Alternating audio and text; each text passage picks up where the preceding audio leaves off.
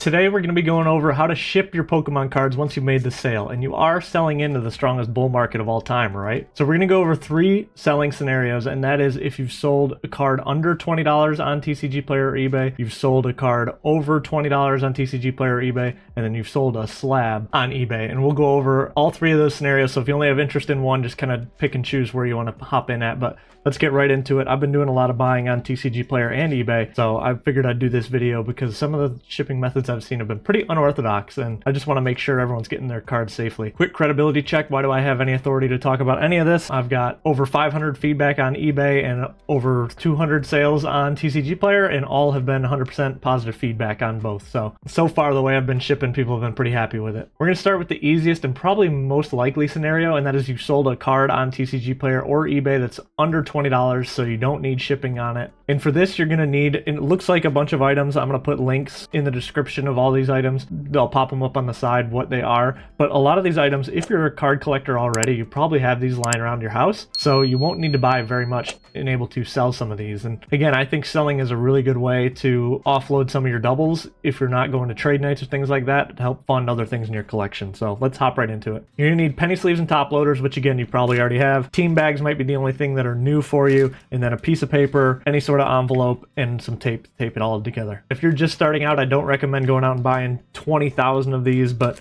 like I said, you probably have a lot of these laying around already, so really just buy a few team bags and you can get to selling. It only takes a few sales to fund a bunch of these. We're going to start with your card here. I think the EV is still under $20, right? So you've got it, you're going to take it, you're going to just sort of to open it, you kind of hold your finger and your thumb here and you just slide it open. Then you can slide your card right in there. Again, if you're collecting, you know how to use penny sleeves, but if you're brand new, you might not. I have seen some things shipped without penny sleeves and in a top loader, and that can be dangerous for the card because it can get scratched up on the front. And then once you've got your card, you just slide it in a top loader like this, push it on down there, and then to get it the last little bit, you can tap it on the table and it'll get right in there. So then once you've got this, the reason that you use team bags is I've seen people just ship this, and unfortunately what can happen is in shipping, if it's bouncing around like this, the card can come loose.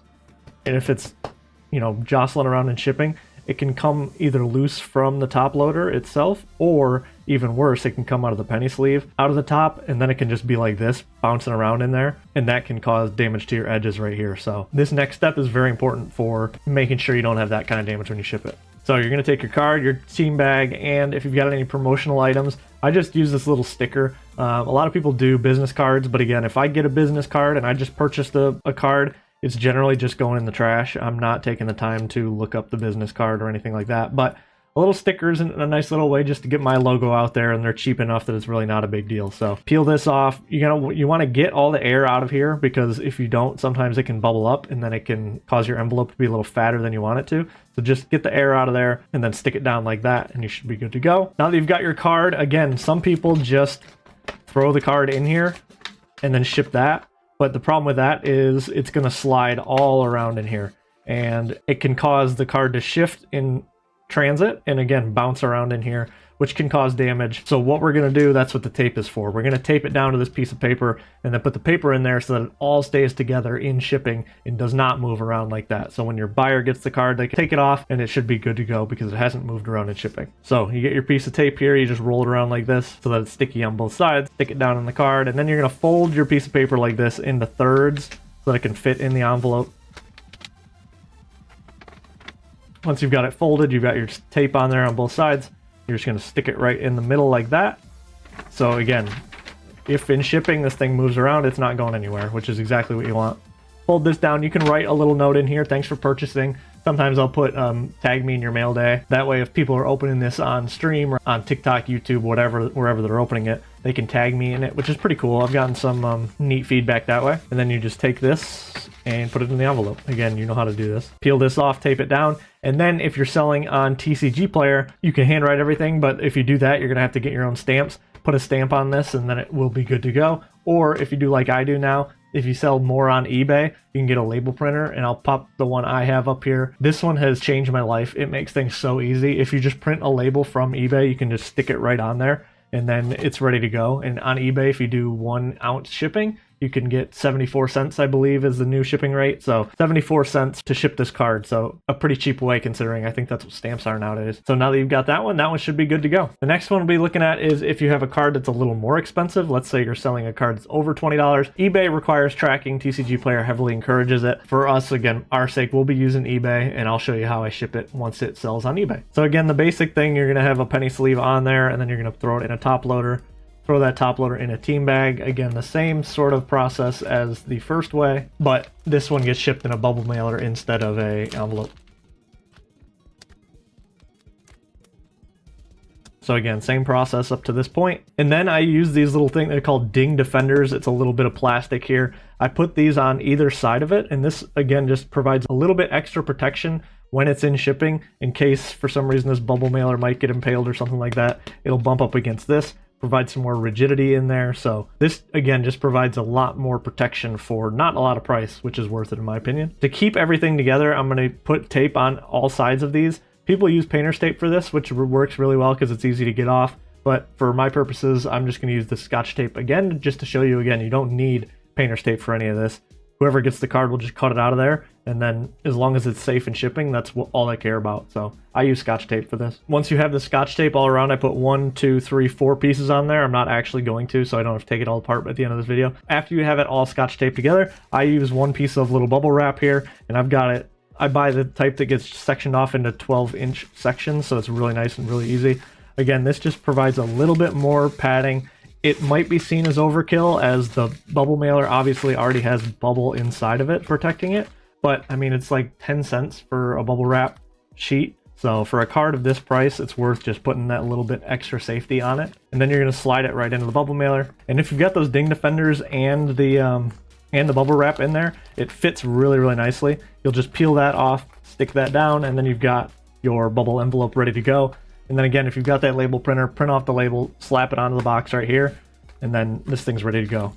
And it's very well protected because again, there's extra layer bubble wrap. It's got the rigidity of those ding defenders in there, and then your card's going to be safe going to the customer. So really easy way to ship out your cards over $20. I ship really anything. I've shipped Celebrations Charizards, which are about 100, but I've had people ship me $200 cards like this and they turn out just fine. So this is a very good way to ship your cards. And then if you finally sold off your slabs, again, I'm selling these on eBay. Makes it really easy on the back end. And with PSA taking pictures of all these, it makes it super easy to list on eBay as well. So just eBay makes it really easy to sell these. Lucky we didn't lose power there. So you've got your slab. I use these PSA. Again, I'll have a link to them, but they're just a little bit of extra protection for your slab, and they've got the little PSA logo on there, which again I think looks better to the customer, and this protects the slab in shipping from little scratches and all that stuff. I like to put those on there. Normally I store my slabs in these before I even send them off, just so they don't have dust or anything on them. I really like these a lot, so I use these all the time. And then I've got these little perfect boxes. They fit a slab perfectly, but they do have a little bit of space in them, so I do use a little bit extra bubble wrap in there to kind of fill up that extra space. If I'm selling a lot of slabs, like if I'm selling 2 to 3 slabs, I use a bigger box that's actually 2 inches thick. So instead of the 1 inch, same thing, I think it's 6x4x1. Instead of 6x4x1, it's 6x4x2, and it fits 3 slabs in there perfectly. So those are what I'll do. I have both of those sitting around. Again, same thing here. I'll use this 12-inch sheet of bubble wrap to wrap this card. And then once it's wrapped, like I said, I put it right in there. It fits really nice. This is what I was talking about. There's a little inch of space there, and if I were to just close this, this would rattle around in there, and that's what you do not want. You do not want any movement when you're shipping your cards. So I usually take about a half a sheet of this and just roll it up in there to fill that extra space, and then you can even fold that right on top of there so that it's a little bit extra. So then when you close this box and you shake it, it's not going anywhere. So that's what you want. You just want to make sure that you don't have any movement on there. And then I use just packing tape. Again, this is Amazon Basics.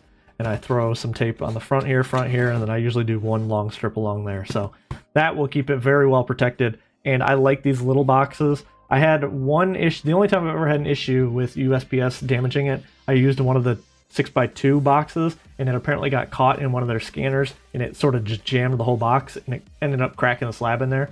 I did file an insurance claim, and USPS paid me out, which was nice, but it did cause issue with the buyer, who I had to issue a refund for because the slab arrived cracked, obviously. So I've heard of some people even shipping slabs in bubble mailers. They double bubble it, that was what they call it. So they put this in a bubble mailer and then they put this bubble mailer inside of another one. That can work too. I just like, again, the professional look of this box. Looks really nice. I haven't had any issues since switching to these smaller boxes, and I think they look really nice. They fit these slabs perfectly, so I love those. So that's all I've got. That's all I wanted to cover were those 3 topics, but let me know in the comments below if you want me to do a video on how to ship your ETBs or booster boxes. I've got perfect boxes for those two that fit those really nice, so when I do make those sales, I just put them in those boxes. It's really easy. But let me know if you want to know those boxes. I can just shoot you the link, or I can do a full video on how I do that. Just let me know in the comments. And that's all I've got for today, so I appreciate you guys watching. Check out my other videos over there. Let me know in the comments what other Pokemon type videos you guys would like to see, and I will catch you guys in the next video. Thanks for watching. Have a great day. Peace.